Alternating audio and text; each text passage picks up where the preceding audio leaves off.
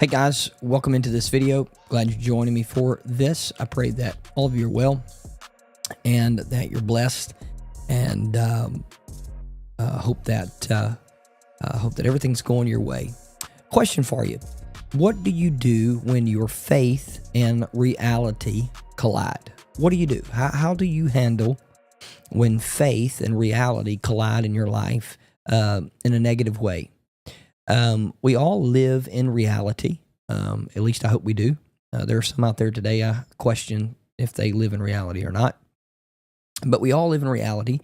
And but as Christians, as believers, we have to live and walk by faith. According to the scripture, we do.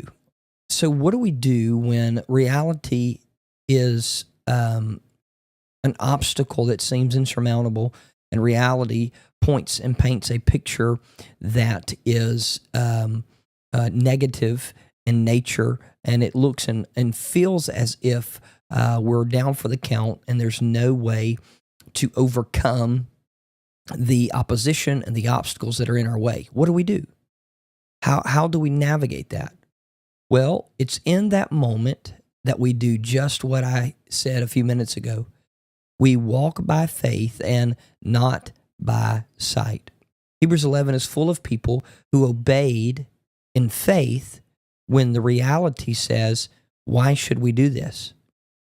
Take, for instance, Noah built an ark when God said, there's rain coming. Well, he'd never seen rain.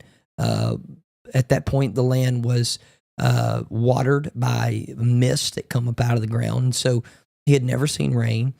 There were people that mocked him because he was building a boat for something he had never seen. Reality said, there's nothing coming.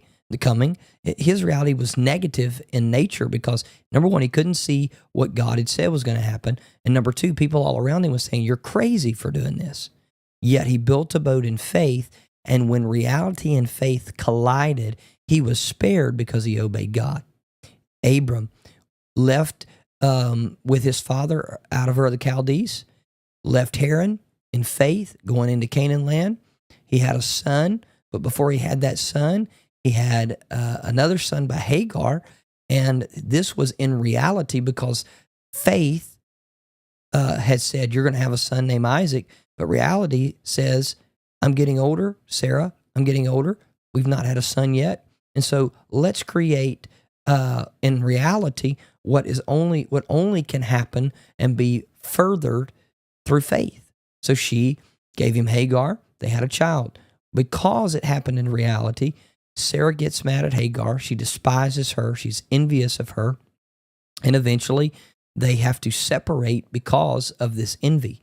But yet, nevertheless, God gave them a son because they kept walking in faith. Many instances in the Bible. The one with the issue of blood. Her reality was she had an issue for 12 long years. Reality says you're never going to be whole of this. Faith says, when it clashed with her reality, faith said, if I can touch the hem of his garment, I'll be made whole. Blind Bartimaeus.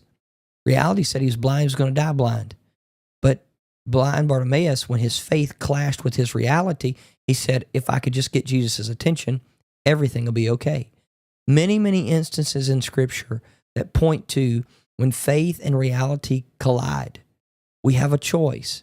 When faith and reality collide, we have a choice on whether we're going to act in faith or we're going to submit ourselves and succumb to the negative reality that is in front of us.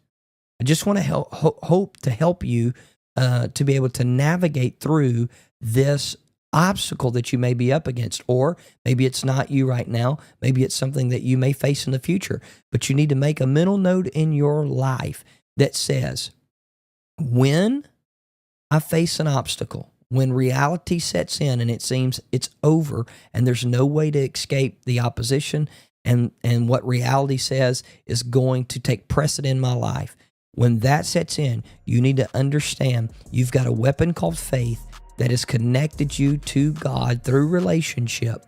And because of that, you are never out when you have faith in God, because God is always, always, always able to help see you through when reality says there's no way of escape. God bless you.